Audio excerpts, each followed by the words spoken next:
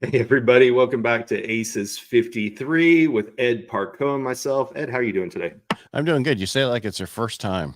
It is. It's my first time. And where am I at? I do so Be many of gentle. these things. I'm so popular. I don't know where I'm at today.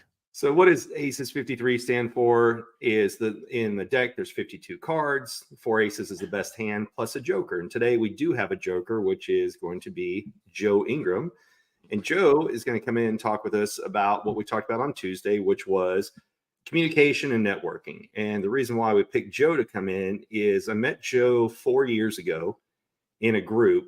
I'm sorry, And what Joe. I realized about Joe is he has just this master ability to build bonds with pretty much everybody. So if anybody who knows the same group that we're in, like Joe has side conversations and text messages and DMs with pretty much everybody in the mastermind. And so everybody knows who Joe is. And on top of that, he did a really cool thing when we were at an event in, what was that, in April, June? I don't even remember when we were in Vegas. Yeah. But he had a great way of, from the stage, how did he get a bunch of contacts? So we thought we'd bring him in because you're probably tired of looking at Ed and I all the time. So Joe, thank you for joining us today. My pleasure. My pleasure. So I will. Ooh, I was like, I was all about Brian there for a second. Right. It was. And I was okay with that. Yes. Always about him. Yes. Brian is getting bigger and bigger as we goes along. So he's starting to demand more space. And means waistline, right? Yeah. That's exactly what I was thinking. Yes. Now that he goes, you don't understand. I'm a keynote. Yes. Yes. And so, but he's so been a keynote forever, the... even when he wasn't a keynote. He just learned to say that word. Steve. Yeah. Go ahead, Joe. Sorry. Yeah, it's okay. One of the biggest things I will tell you that most people will not do and therefore do not get the benefit out of networking or their actual communication is they don't go into the environment with an intent. Okay, so before I start anything, I set the intent of I need to find 2 people that are within this group, okay, that I can help that would be of benefit in my network. Okay. And I'm not there to steal the network. I'm there to say they could probably open doors for me, or I'm going in simply to help somebody because everybody will be talking. Everybody will be sharing when they go into it. But how you go in to think, can I help somebody? A lot of people go in and say a standard networking, like my friend Bob says, networking is for amateurs. Mm-hmm. Okay. Because most people, their idea of networking is better go grab my stack of cards because I'm going to pass them all out. And then they leave with a stack of cards from everybody else who went there to do the same thing. And so, and as I know Brian knows for sure, I'm not walking around with cards. Mm-hmm. I don't carry cards with me. I do have one metal business card, but that's designed to do what? To exchange information with somebody, but not to give them. Right. It's my one piece that I can hold and tap on their phone and go from there. But when I go into a networking event, in order for me to actually get out there and say, what can I do? Step number 1 is active listening. Okay. So once I got there, I have to be able to listen to what they're saying and then determine what it is that's there. If I'm talking to somebody and all they're doing is telling me, I'm so great, I'm so great, I'm so great, I'm so great, then, I move on. I'm like, I believe you. And then I'll go away and let them thinking that they're great. But most people go in and most people have what I call the really, really crappy elevator pitch. Okay. And I don't like an elevator pitch. I don't like saying the word pitch. It makes me feel dirty. But when I look at that, I say, can you explain in 1 minute how you could help the other person? Mm-hmm. Okay. And then if you can do it in 30 seconds, I sat with one person one time and she was like, let me tell you what I do. And it took like 5 minutes for her to explain what she does and what she was going through. And I was just like, my ADD was gone. I didn't have a clue as what we were going with. And I said, would you mind a little bit of coaching right here, right now? She goes, sure. I said, say what you just said, but cut it in half. Okay. Say what you just said, but cut it in half. Cut it in half. We got her down to like 45 seconds. Mm-hmm. While we were sitting there, I said, now watch how the rest of the night goes. And she was so excited, but she walked up to everybody to give them the 45-second spiel. And everybody that was an experienced networker that had seen her there before was like, oh my God, that's so much better. That's so much better. And then, we got to think about it. But to me, it was just, hey, can I tell you what I do in as few words as possible? So if you can do that, get it across, make sure, walk up to somebody. I like to do this. Go up to a little kid and tell them what it is you do. See if they understand. Okay. If a kid looks at you and goes, I don't have a clue. Yeah. Kids, don't go do this at a playground out in public. Right. Right. I know. I used to do that a lot, but for some reason, SVU has me on their wall. It's really weird. You even offer them free candy for their advice. And it just, right. Just, I didn't want to just take advantage. So and the white van I drive in. He does an ice cream truck now. He doesn't do it anymore. Exactly. Yes. And they go, yes. And I can help you with virtual prospects. Yeah. And see if they understand what I'm talking about. But so again, come up with that. So you got to be able to listen to somebody, find out what their true nature is that they're talking about. I do listen to everybody when we jump on the group that Brian and I are in is about sales. I've kind of got that. I understand it. So I'm looking for the little nuances that I'm going to miss, but I listen to everybody's questions. Mm-hmm. Okay. I'm really active in the side panel conversation. So if they're saying, hey, I would really love blah, blah, blah, blah. And like in our group that we're there, the person who's hosting quite often will glance right over questions to go to the ones that are easier to answer for them. So then I'll go in and recommend a book in the comments, right? Or I'll DM them separately and say, here's this one there. Plus I believe in humor, right? I'm the edutainment guy. I want to be laughing. So I will pipe in with my smart ass comments and what have you. And it makes it real easy for the host of the networking event, whether it's virtual or face-to-face, to call on you because they know you can handle it. Mm-hmm. And so they will bring you up. So, but again, I don't shut down anybody who's asking anything or going forward. So I will always go, let's take it offline because right now it's so-and-so's party that we're talking to. Let's take it offline if you have a question and go through, right? I'm always very genuine in what I do, only because I don't have enough brain power to remember who I told Ed I was versus who I told Brian I was, right? To try to keep those personas different. So I always will do that. Now, when it comes to, like Brian had mentioned, so I believe, again, my intent is what? So if I go speak at an event, my intent is to build my list. Mm-hmm. I want to build my list because there's no reason to go speak. Yeah, you get paid to speak, great. But if you're not going to capitalize on it by building your own audience, then that's shameful. So to me, okay, I want you to think of it this way. Make it as easy as possible for them to get you in their phone.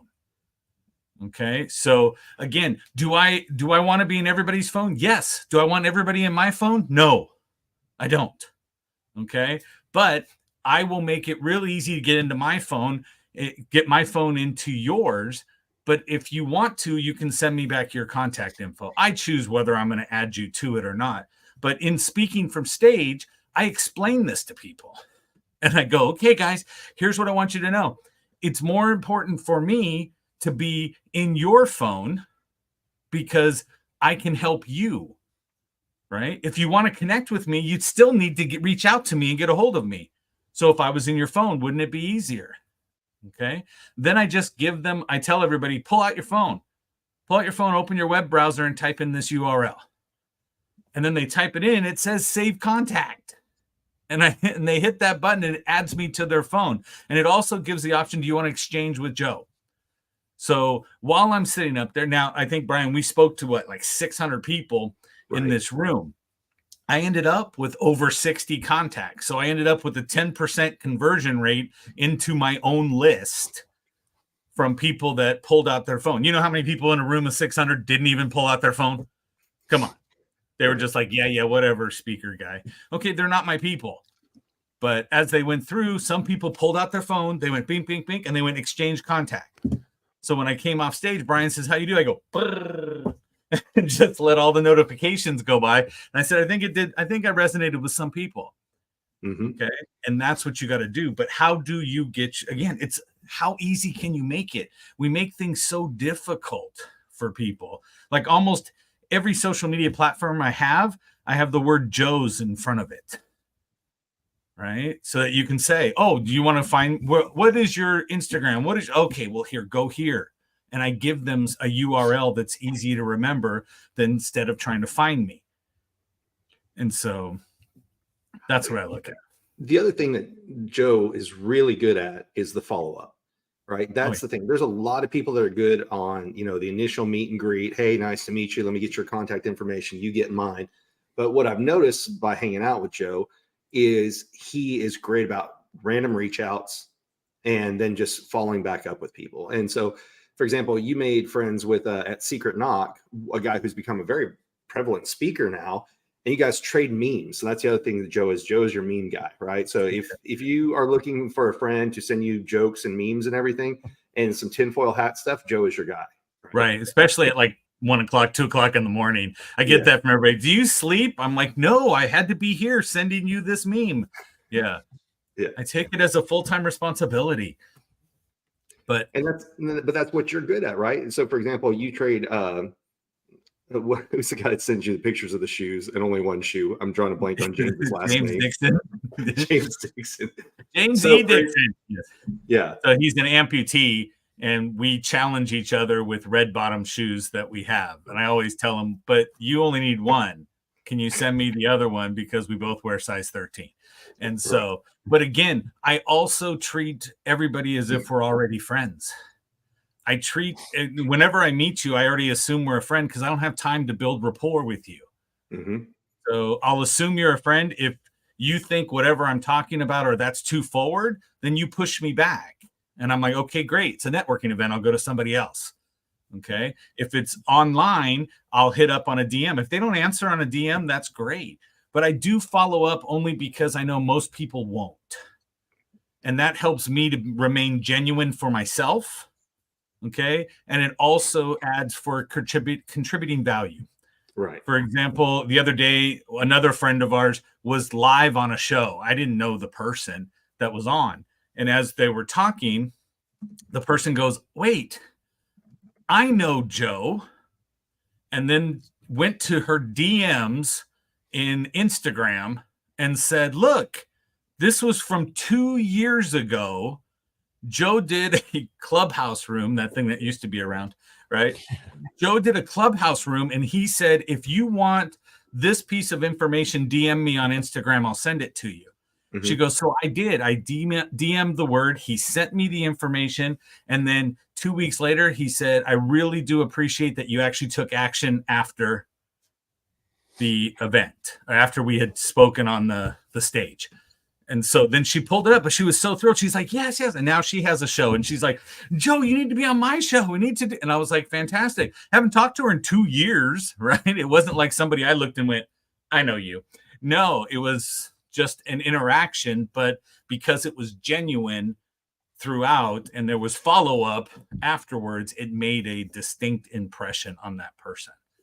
Okay. So my question I have is, so it sounds like you do follow up right afterwards. You don't do anything going forward, or is no? I waited a couple weeks and sent everybody who did it. Yeah, right. Yeah, but then since then, no, I get bombarded. Yeah, yeah.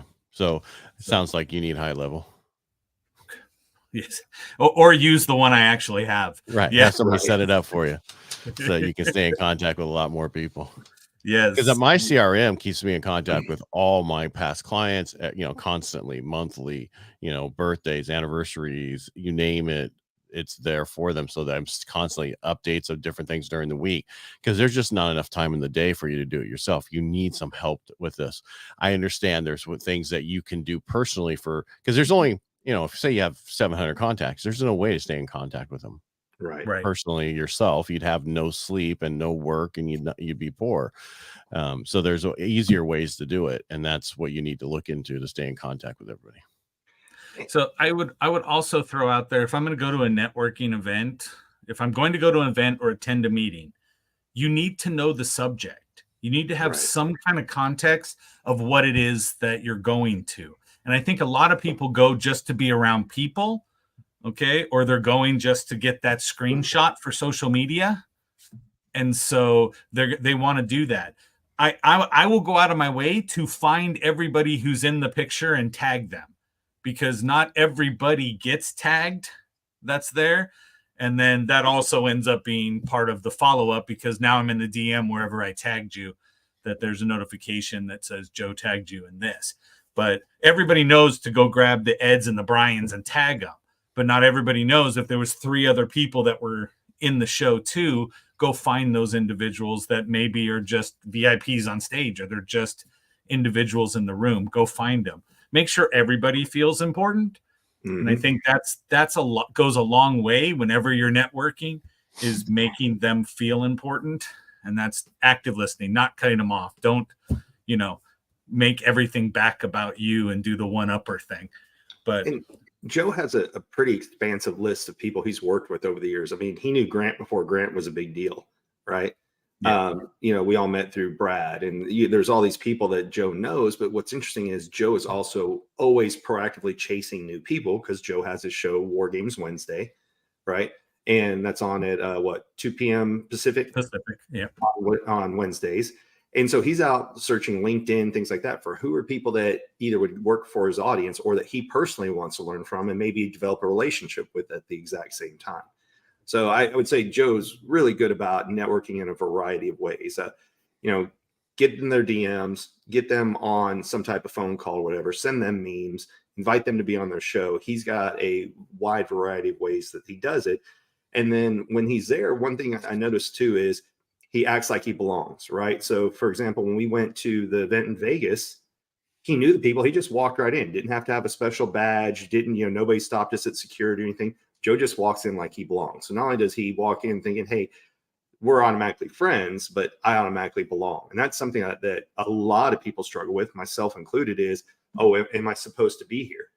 And the reason I bring that up is if you act that way, people just assume So the event we were at, the host said, well, why didn't you guys join us at the speaker dinner? And we said, well, nobody officially invited us. They go, you guys are speakers. You're backstage, right? You should have been there. And we're like, oh, okay. So sometimes when you act like you belong, you just need to remind people at the same time, I do belong. And then they invite you to more things. Well, maybe they should have invited you. That's true. Put an email out to the speakers. Not assume everybody knows. Yeah. At that particular group. Yeah. Huh? Not that group. Yeah. At this particular event, Joe, they even put Joe on the spot, and they're like, hey, can you take up 30 minutes and help us out? And Joe's like, absolutely. And so we pulled up one of his presentations, got it over to the right people, and he rocked the stage a little bit later on. So there's also part of when you network, you have to be prepared in case you're put on the spot. And that's exactly what he did. Or for any of us who've ever worked with Greg, since we all three know him, if you're supposed to speak Tuesday at 4 p.m., you're probably going to speak Wednesday at 11 a.m., or vice versa. So you have to always be prepared when you're networking with some people as well. Yeah, absolutely. But again, that knows that you have to know the context, right? But me, myself, as a speaker, I have 3 go-to talks I could give, right? That I have the PDFs or the PowerPoints there, right? Because as somebody comes up and goes, Joe, can you go on stage? I was like, sure. They're like, do you have something to talk about? I'm like, sure. They're like, can you get it to this person? I'm like, I can get it to Brian. Brian can get it to that person. I don't know that person. And so it just made it easier, but that's because I'm already there and it's something you can look at. And so again, I try not to go out there and go, look at all the people I know. That's not what I do. I'm out there trying to say, hey, when I need something, I'll call this person. When this person comes up, I'll come this. If I need to connect people, I'll connect people. But I believe you got to provide the value first so that you can get an ask. Where most people don't get it, they just go, oh, I want to do this. And I'm going to go ask this person to do it for me. And I will tell you, if you're going to do that, do a public ask. Okay. I tell everybody all the time, I'm like, if you're sitting in front of a bigwig person that you want to meet and get them on your show, do whatever, you ask them in front of other people because it's awkward for them to say no. And they want to give off the vibe that they're generous and that they will do that. Right. And very seldom will they go, no, man, go hook it up with somebody else. No, but they just don't answer the email. Right. Exactly. Yeah. Exactly. Ignored after. Well, in a funny networking way, right? The way you end up working Secret Knock last year was you and I know each other, right? Introduced you to Ed. Then you end up coming out to Steve's book signing. You got introduced to Greg. Greg's got to see what you do and learn that you're the sales guy, right? The sales genius. then brought you in as to help with his events, right? And then introduce you to other speakers, other people. And so that's the whole thing is Joe will show up, right? So like even showing up to the Steve thing, if there's something in California, or the very first time I ever spoke, Joe crashed the event, right, in Vegas. And so that's one of the things, just act like you belong, going back to it. Yeah. So that's how you learned how to crash events, right? No, I learned like how to do it a long time ago, but yes. Okay. Yeah. Because I always want to go to the better areas of the seating at the sporting events. I figure out if you ask in the right way, people will let you in. Let you in. Yes. You have to sit on the floor, but that's okay. Yeah, it happens. But again, what happened was when you get to that point where if I'm providing value with people and I'm trying to make things easier for everybody around me, when it came to crashing an event, everybody was like, well, heck yeah, it's Joe. Right. Of course, it's Joe. Come on in. Right. And I was like, well, I don't have to go to and they're like, come on, let's go. It's Joe. And I'm like, all right, I'll go with that. Somebody else crashed the event and they got a very stern talking to. Oh, really? Oh, yeah. Because somebody just like last minute showed up and didn't try and build any rapport with the person helping the main person run it. Right. So Joe, by reaching out, cracking jokes, like we have a text with the person who's the moderator on Tuesdays. And so we'll joke with her and everything else. So Joe is like family. This other person, she came in, just showed up and demanded her way in. And they're like, whoa, and they finally let her in. But that's a whole other story. We'll have to share another time because that was this lady didn't tell her husband. And then she showed up at the event and he canceled all of her credit cards. And we don't know how she got home. We have no idea how this poor person got home. But she was like, I'll figure it out when I get there. And we're like, yeah, that's not really how travel works. Right. Yeah. But so what are you going to do? Yeah. So basically, bottom line is network with people, think of them first, like we're supposed to, right? We have an agenda to go to. We need to know why we're there, what we're planning on doing, focus on other people, the old way it's supposed to be, not the way it is now, where a lot of our kids and everybody else always focus on themselves instead of other people.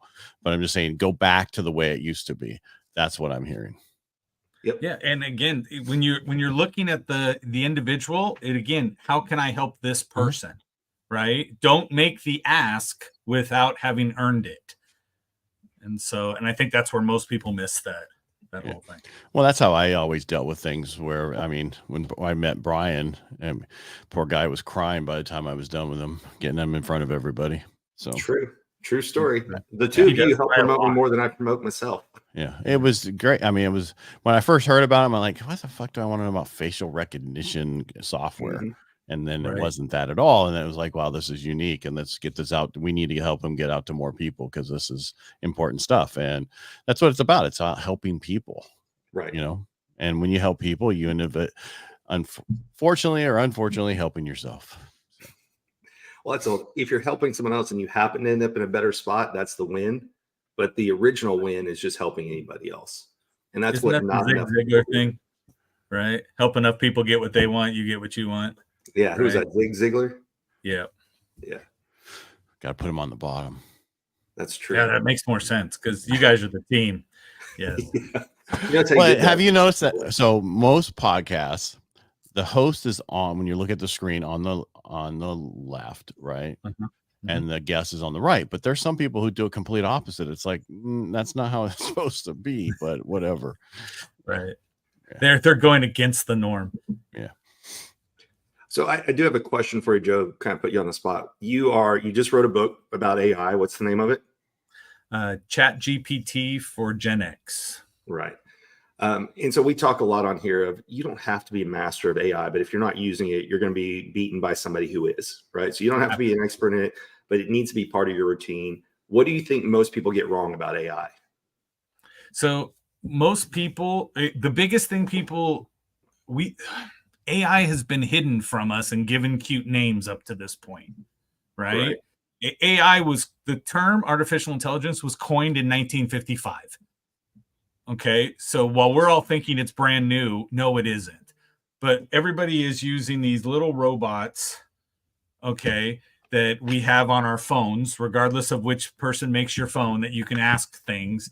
The Amazon lady who listens all the time to listen to you are all versions of AI. Okay. So if you look at it and go, wow, how is it if I'm searching for something, I find it again on another website and there's ads running for the same thing? It's all AI. Okay. Now we've all got used to the word algorithm. Okay. But there was a point in time where that was just speaking Greek. Nobody knew what you were talking about. Right. So when it comes to AI, it's not as scary as you make it up to be. It's just unknown. Okay. And that's where I look. So I'm doing live classes in my office that is ChatGPT for beginners. Okay. And all I'm doing is I don't care. We're going to set up your account while you're there. I did a radio show interview for the book the other day. And the guy was like, man, can you tell me, is there something better than Midjourney? Because I can't get anything to look right on Midjourney. And I'm like, I know it's like your fingers are all like this. It doesn't get it. And I was like, yeah, it's called DALL-E. Are you using ChatGPT? And he was like, yeah. I'm like, do you have ChatGPT 4? He goes, yeah. I'm like, it's all right here. Let's go put it in there. And he goes, are you kidding me? I said, no, write down, type in there, German Shepherd in the middle of a shopping mall wearing a cowboy hat. And he goes, where did that come from? I go, I totally made it up. But since I totally made it up, there probably isn't a picture of that out there, right? And he goes, yeah. So he typed it in and it popped up with 2 pictures. And he was like, what? But again, it's using it. You just have to use it to get past the fear part. Right. And I'm in complete agreement that, guess what? Are designers going to lose their job because I can type in to DALL-E, Midjourney, right? Ideogram, and I can get any picture I want? Yeah, some of them will. Mm-hmm. But most people don't know to go to those things. Right. It's less than 1% of the people have used ChatGPT in the world. Wow. So stop thinking, wow, we are so played out. No, we're not. This is still brand new for everybody. So get out there and use it. Have I used it for a year? Yeah. When it came out, I jumped on right away. Right. You know what this is? It's the .com. Yes. All over again. Mm-hmm. All over again. It's just another technology that's coming out. That's great. We'll either embrace it or suffer. And there's going to be so many more companies coming out with many different things, and we're going to eventually we'll get down to the many that will be left, and that's what we'll have to work with.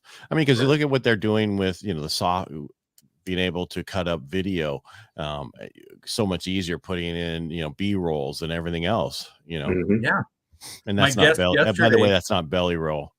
Brian. No, that's not. Damn. I know you're used to that, but yes. But I did my show yesterday, and I told the guest after we were done in the green room, I said, "Hey, look, I'm going to send you the whole thing so you can have your team cut up the episode, use it as you want. But I'll also send you 4 or 5 actual reels, TikTok things that you can use for social media."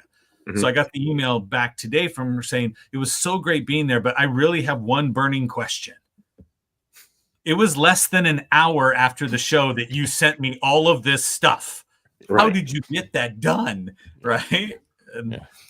Well, here's my affiliate link. Standing by. Yeah. Here's my affiliate link so you can do it in the future. It's exactly what I did. I was like, let me go find that affiliate link that I can send it to. By the way, I took your Git on one of them. So thievery. I'm okay with it. Just who's quicker at getting it, damn it. That's right. I know you're on site, so a parting thought is how can people use AI when wanting to communicate with other people? Do you recommend using it for newsletters, to create sales copy? What's the best way they can use AI for communication or networking? Okay, so I'm going to tell you right now, the easiest thing you can do is go to AI and ask it. Go to Bard if you want. It's free. It's just a website. Go in there and type there and say, what are 5 opening statements I can make to get people to feel comfortable with me in this environment, right? And let it pop up a list. Is it going to be right every time? No. But again, if it says, stand on 1 foot and twirl, you can say, well, that one I'll cross off and not use it. But just get out there and start asking questions. We used to, for those of us, my age group, there was a time before Google, right? Google was not a verb. Okay. It wasn't like, go Google it. No, we didn't know what that was. Everybody was like, what the heck is a Google? That's when you Yahoo it, right? Yeah, exactly. We were all typing in the stone, and then somebody brought, When you look at it though, guys, understand, we learned how to communicate with Google better. Google didn't learn how to communicate with us better.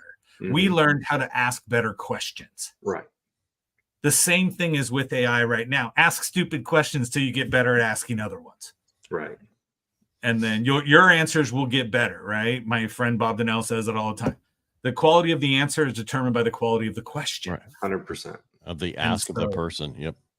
I used to use Google and it would show me pizza places in New York because it didn't know what geo-targeting was, didn't know what to do. And we all learned to go pizza places in this zip code. Yeah. Right. Put quotation marks around it. But but here's the thing too. Also, be careful using ChatGPT to write emails and letters and all that stuff, because it uses the same phrases many times to where you can tell things are created by ChatGPT. So there's ways to make this email finds you well, Ed. Ted.